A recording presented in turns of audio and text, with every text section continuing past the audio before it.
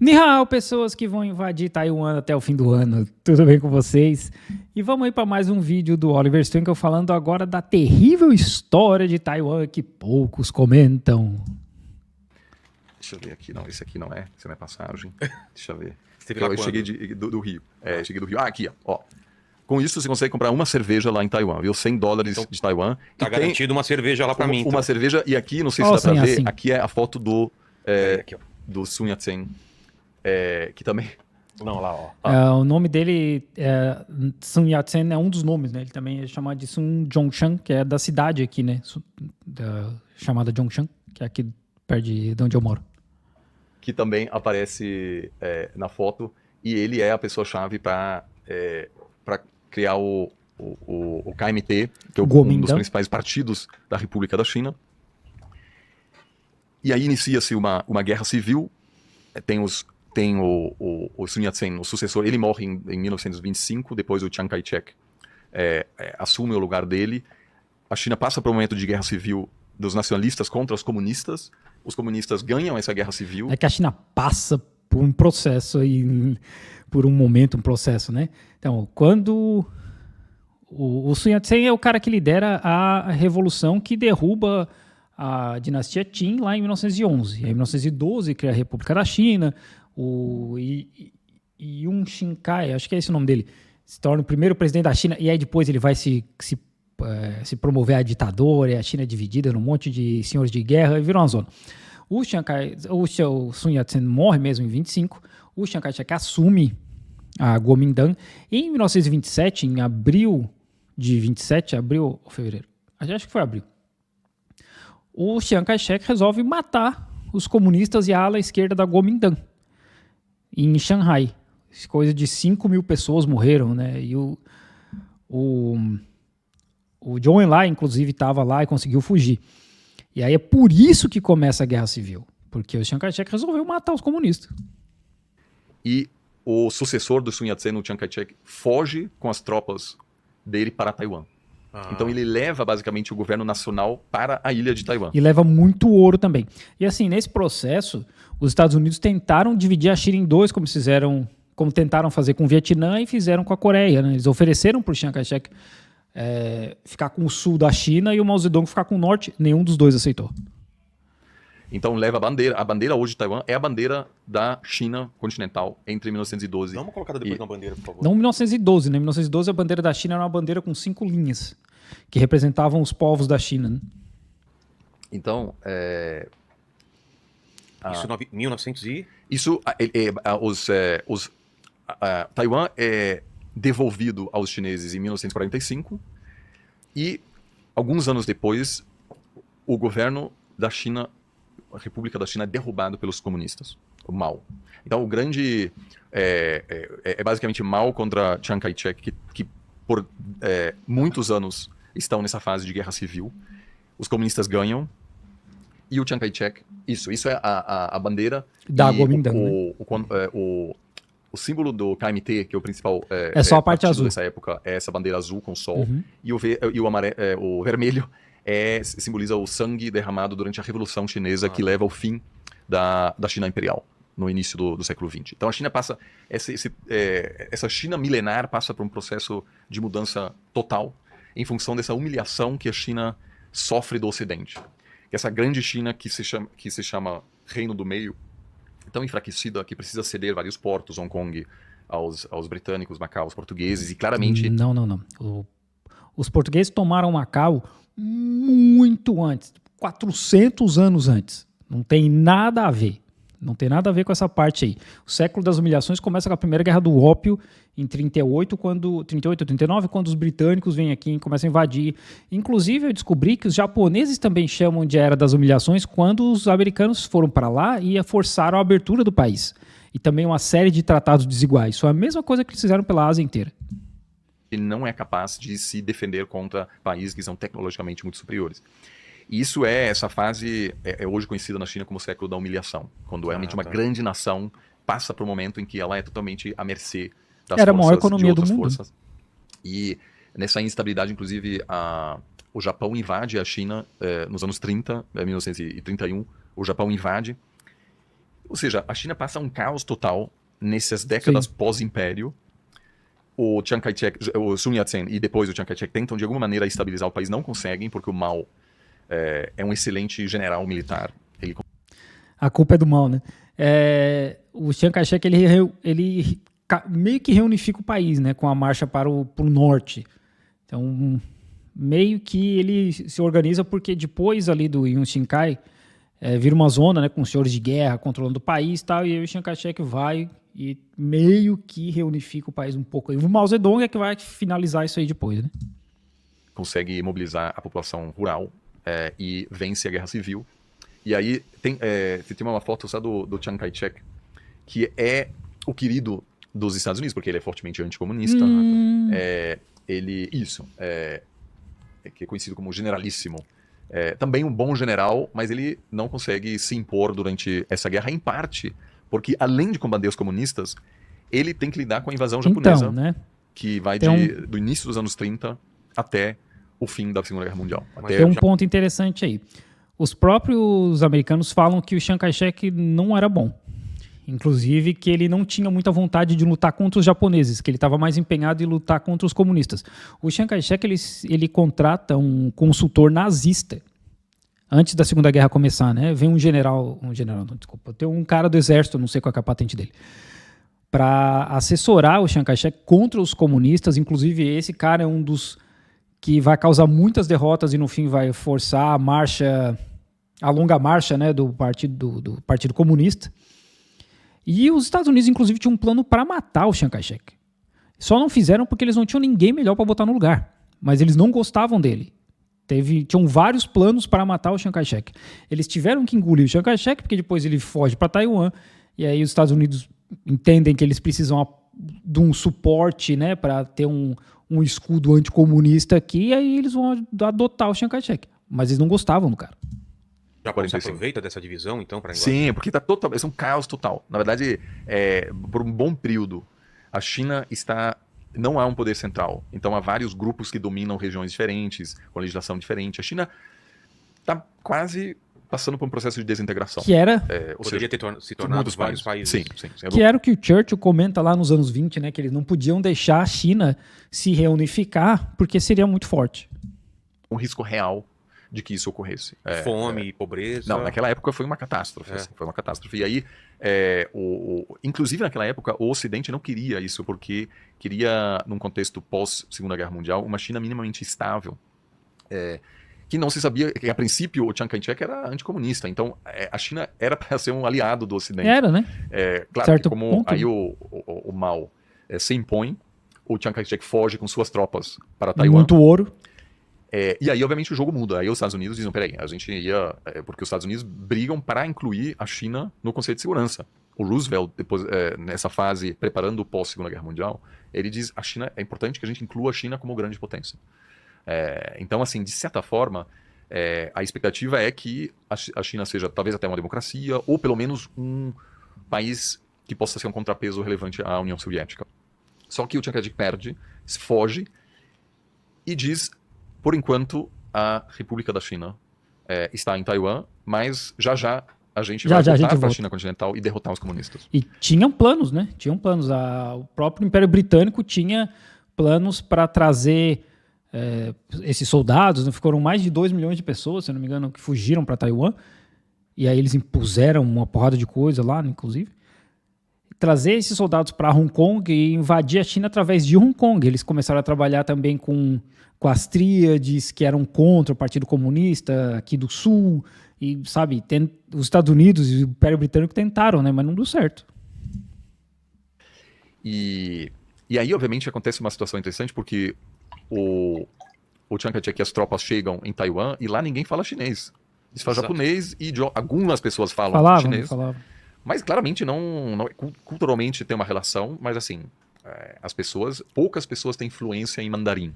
Né? Então... É porque assim, eu já falei isso em outros vídeos, inclusive no outro vídeo que ele fala de Taiwan. Taiwan sempre fez parte da China, num curto período de tempo, os holandeses tomaram, depois voltou para a China. Inclusive o nome do cara que retomou Taiwan chamava Koxinga. E aí os japoneses tomam, acho que em 1898 até 1945, né? E nesse processo, os japoneses, eles proíbem o ensino de chinês, fazem as pessoas adotarem nomes japoneses, tem toda uma coisa de colonização ali, investem em tecnologia também, mas tem toda a parada da colonização, de mudar culturalmente, né? Então não é que hoje as pessoas falam chinês, mas muita gente vai inclusive estudar chinês em Taiwan porque é mais barato do que estudar aqui na China, por exemplo. Um país muito diferente e eles se rebelam contra a ocupação chinesa. Eles fazem uma grande rebelião. E isso produz um terror. O Chiang Kai-shek se torna um ditador lá. Chamou terror branco. E assim, tem uma perseguição, morre muita gente, milhares de pessoas. Tem japoneses. A população local. Também há uma população chinesa lá, de vários chineses que migraram ao longo do tempo para lá. A maioria da população é chinesa, né? E ele mata, inclusive, pessoal de esquerda. O grande foco era o pessoal de esquerda. É uma ditadura de direita, assim como foi na Coreia do Sul, assim como foi no Japão também, né? Só que ninguém fala que o Japão é basicamente governado por um país só, porque não, a democracia aqui é o mesmo partido sempre vence, mas aí não tem problema, né, parceiro dos Estados Unidos. Mas o Chiang Kai-shek dá vantagens políticas àqueles que chegaram com ele fugindo dos comunistas. Por que será, né? Então tem meio que uma sociedade estratificada. Em resposta a essa rebelião, o KMT, o Chiang Kai-shek, impõe lei marcial por décadas. Até ele morrer, então, se não me engano. É uma ditadura de um partido único, totalmente anticomunista. Em função disso, eles recebem apoio político do Ocidente. Porque é o que eu sempre falo, ditadura é só o que os Estados Unidos decidem que é. Porque quando o Chiang Kai-shek impõe uma ditadura em Taiwan, ele recebe apoio, porque ele é anticomunista. Então não interessa que ele é um partido único, não interessa que ele está matando gente, não interessa que não tem liberdade, não interessa, porque não é ditadura, nesse caso. Na China é. Então, ditador é o que os Estados Unidos decidem que é. Tanto que o Maduro hoje eles já chamam de presidente que ele precisa do petróleo da Venezuela. Esse é o nível do ridículo da parada, sabe? É um país que literalmente gasta aí 60% do PIB em guerras pelo mundo, mas ditadores são os outros. Terroristas são os outros. E, ao mesmo tempo, os comunistas se consolidam na China continental. E o engraçado é que os chineses, a República Popular da China comunista tem início em 49, e em Taiwan estão os nacionalistas, que chamam como Taiwan? República da China. Aí tem a República Popular da China e a República da China. Uma baita confusão, exato. Não e os chineses têm a sua bandeira, se puder só mostrar a bandeira da China hoje, que é uma bandeira diferente. Tá. Com simbologia diferente, e os taiwaneses mantêm, né, sua bandeira da República da China, querendo voltar, ocupar toda a China continental e dizer nós somos a China legítima, não eles. E, inicialmente, assim, quem representa a China na ONU, essa é a bandeira chinesa. Então temos duas Chinas, de repente. Aquelas estrelas, o que significam? Isso, na verdade, isso tá inspirado na ideia do Partido Comunista. Vamos ver. Essa bandeira hoje é a bandeira oficial da República Popular da China, enquanto a bandeira de Taiwan é a da Ele China não explicou, entre né? 1912 e até 49, e hoje é de Taiwan. Só que... Ele não explicou da bandeira. Essa bandeira teve uma competição aberta para qualquer um desenhar a bandeira. Inclusive... Tem até na Wikipédia tem várias fotos ali de várias propostas, né, de bandeira da China, e a que venceu foi essa aí. Eu não lembro o nome do cara que propôs, mas a estrela grande é o Partido Comunista, que está liderando as outras 4 estrelas, que seriam as 4 divisões da sociedade chinesa. Tipo, camponeses, trabalhadores urbanos, comerciantes, e o quarto eu esqueci, sempre esqueço. Mas é mais ou menos essa ideia. E o vermelho é do Partido Comunista, né? Então essa é a ideia da bandeira. E um cara ganhou numa competição. Os comunistas, obviamente, dizem que essa galera lá em Taiwan perdeu a guerra. Acabou. Perdeu, a gente né? quer incluir Taiwan. E essas pessoas não devem... Eles precisam aceitar que foram derrotados. E Taiwan voltará a fazer parte da China continental. Mas o Chiang Kai-shek diz, cara, nada a ver, nós somos a China real. Então não há uma tentativa de dizer nós somos um país separado. Eles dizem nós somos a China. A intenção era retomar... Não, assim, tem esse cara que venceu agora a eleição, que esse cara quer separar Taiwan. Simplesmente separar e dizer a gente é um país separado, né? Mas o pessoal dos nacionalistas mesmo, eles falam a gente é a China. A China continental. Só que daí tem uma crise militar, tem alguns confrontos militares, e os Estados Unidos intervêm para ajudar os taiwaneses. Será, né? Na expectativa de que lá na frente os taiwaneses vão retomar o controle de toda a China continental. E aí a China percebe, cara, a gente precisa de armas nucleares, e rápido, nos anos 50, e desenvolve um programa nuclear. Com a ajuda de quem? Tem alguma ajuda soviética, mas a China naquela época põe grandes recursos para desenvolver essa capacidade e rapidamente se torna potência nuclear, e a partir daí temos os Estados Unidos, a União Soviética, a China, depois França e Inglaterra 56, como 66. nucleares. E a partir Eles desse fizeram momento, teste nuclear. o sonho do Chiang Kai-shek de voltar à China continental e conquistar o território se torna uma irrealidade. Só que eles... Não, assim, não tinha como. O Chiang Kai-shek fugiu com 2 milhões de pessoas para Taiwan. O Exército de Libertação do Povo tinha 1.400.000 pessoas, se eu não me engano, na Guerra da Coreia, quando estava rolando a Guerra da Coreia. Tipo, não tinha como, sabe? Não tinha como. Quando acaba a Segunda Guerra Mundial, o Exército de Libertação do Povo tinha 3 milhões de pessoas, 3 milhões e meio. E era só uma parte do norte da China. Assim, isso não tinha como. Como eles representam a China, eles não vão dizer, olha, a gente não é mais a China.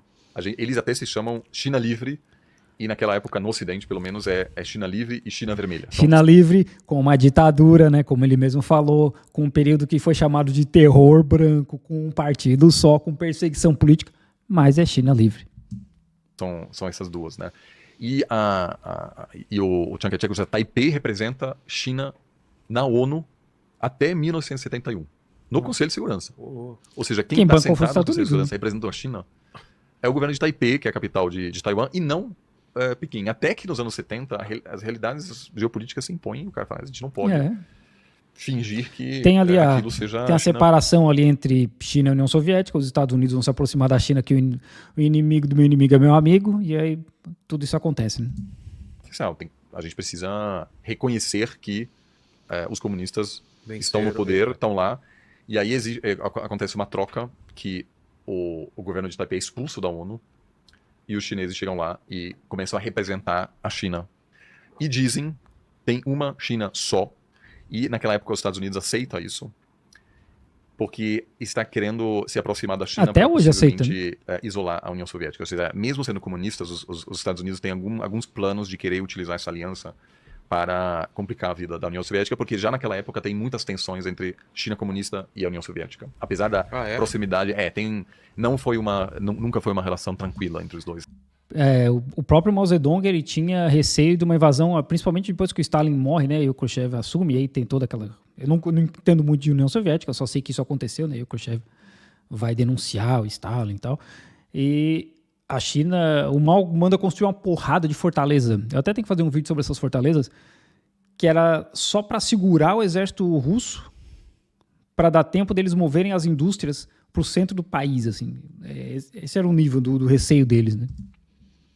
Que tem interpretações ideológicas muito diferentes, rivalidades também. Só que agora, então isso é basicamente a história. Então tem em Taiwan, até hoje, uma velha guarda que diz, nós somos a China verdadeira. Que vão morrer todo mundo daqui a pouco, né? Tudo velho. Taiwan tornou-se uma superpotência econômica. E por quê? Porque os Estados Unidos... Por vários motivos. Porque os Estados Unidos meteu dinheiro lá, a mesma coisa a Coreia do Sul e o Japão. Porque os Estados Unidos meteu dinheiro infinito nesse país. Como eu disse, até os fim dos anos 80, um país autoritário, né, com pouco espaço para direitos humanos, liberdade de expressão.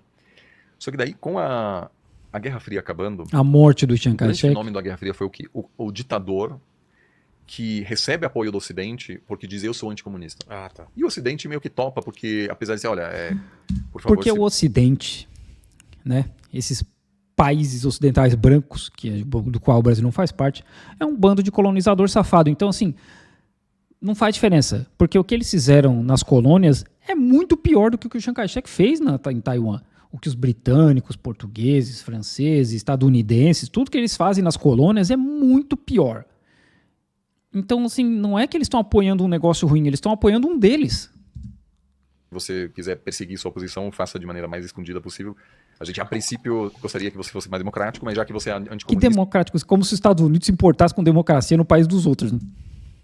Eu vou Bancar você. bancar você. E muito, o Ocidente recebeu acabou muito bancando dinheiro. muitos ditadores terríveis, porque esses ditadores conseguiam se projetar como anticomunistas. Foi um truque muito comum. Porque esses países, inclusive a Alemanha, de onde ele vem, como eu falei, um bando de colonizador safado assassino. Só ver a história dos Estados Unidos na América Latina. Até hoje, sabe? Então, não é assim, faz escondido. Eles não se importam, cara. Eles não se importam. A Alemanha tá aí apoiando a Israel na Corte Internacional Penal, cara. Pelo amor de Deus, 2024, ó, todo mundo vendo o que Israel tá fazendo, a Alemanha apoiando os caras. E vem falar de democracia. Durante essa época. E aí acabou a Guerra Fria e até a própria China comunista passa por um processo de, eu não diria abertura, mas certamente alguns debates nas universidades interessantes, etc. E aí a Taiwan percebe que, a não ser que passe por um processo de democratização, Porque o cara pode perder morreu. apoio do Ocidente. Porque o O Ocidente cara morreu. Simples. O cara morreu, eles falaram, beleza, morreu. Toca o barco, agora a gente abre. está aí para apoiar um governo que claramente não tem O Ocidente não se importa com isso, cara. nenhuma legitimidade democrática. O Ocidente não se importa com isso, cara. Não se importa. Mas é isso aí. Pelo menos esse vídeo ele deu pouca barrigada. Né? Eu prefiro muito mais o Oliver do que o Rock. Tô esperando. Me mandaram um vídeo dele aí que eu vou ver se eu consigo fazer um react amanhã, que é a primeira barrigada dele de 2024.